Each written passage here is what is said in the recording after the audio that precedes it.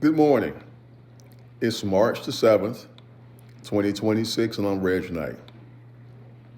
It was once said that the sun never set on the British Empire. With its formidable navy and military, it wielded enormous power throughout the world. But all that changed just before, during, and after World War II because Britain, just like the U.S. today, spent a great deal of its wealth on its military forces. And meanwhile, places like India grew tired of their colonist attitude, bigotry, and discrimination, and decided to take actions into their own hands. So in 1947, through a variety of pressures, Britain had to give up India. Now, 70 some years later, we're engaged in a great war in the Gulf.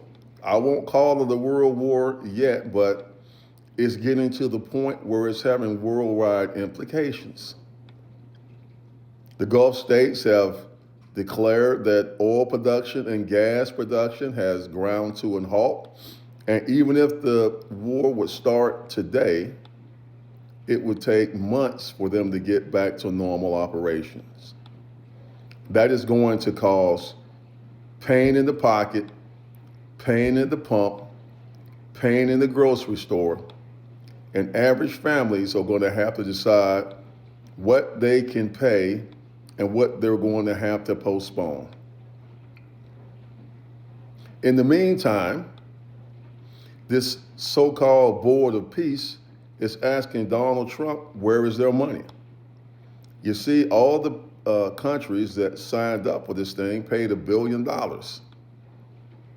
hoping that this Board of Peace would create a different world where they wouldn't have bombs going back and forth, missiles flying, and turn these billion-dollar infrastructures into a parking lot. I said it a couple of videos ago, but I'm going to say it again. When all is said and done, you can guarantee that most of these Gulf states, if not all, are going to ask the U.S. to leave because they did not provide the security that came with giving them those bases. The listening sites for NSA in Kuwait, Bahrain, and Qatar are destroyed by Iranian munitions. And they are going to have to spend a lot of money getting their infrastructure back to square one.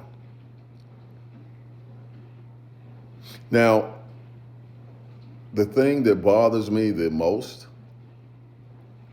is that we know that our government over the past year has not been honest with the American people of the world. Seeing the devastation in Doha and in Bahrain makes me very skeptical that the unalive count is only 6 people. Now, if this administration will lie about an election, how easy do you think it is for them to lie about what's happening to our troops overseas? But this is turning out, as I said before, very similar to the British Empire. So for all of you that are old enough to remember what that was like, tell people like us that weren't around at the time. But I can imagine this is a similar situation that's going to draw the curtain on the American empire. It's well deserved, and it's high time that the world has a different leadership model. It's the 7th of March, 2026, and I'm Reg Knight. Have a good day.